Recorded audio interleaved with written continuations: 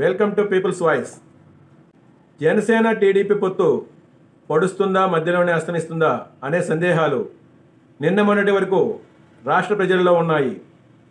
ఆ సందేహాలను పటాపంచలు చేస్తూ జనసేన తెలుగుదేశం పార్టీ అధినేతలు పవన్ కళ్యాణ్, నారా చంద్రబాబు నాయుడు ఈరోజు 3 గంటల పాటు సుదీర్ఘ భేటీలో పొత్తు విషయంలో ఒక కొలిక్కి వచ్చినట్లు సమాచారం. ఆశావాహులకు తెలుగుదేశం పార్టీ అధినేత నారా చంద్రబాబు నాయుడు సర్ది చెప్పగా, ఉభయ గోదావరి జిల్లాల్లో జనసేన పార్టీ తరపున ఎక్కువ సీట్లు కేటాయించాలని పవన్ కళ్యాణ్ సూచించినట్లు, దానికి చంద్రబాబు నాయుడు సుముఖత వ్యక్తం చేసినట్లు వినికిడి.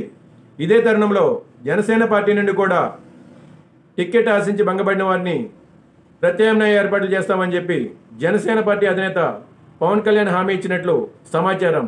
పొత్తుల్లో భాగంగా నిర్వహించిన చర్చల గురించి ప్రెస్ మీట్ ఏర్పాటు చేస్తారని ఇరు పార్టీల నాయకులు భావించినప్పటికీ చర్చలు ముగిసిన అనంతరం పవన్ కళ్యాణ్ నేరుగా తన ఇంటికి వెళ్ళినట్టు తెలుస్తుంది. Thanks for watching. For more interesting updates please subscribe my channel.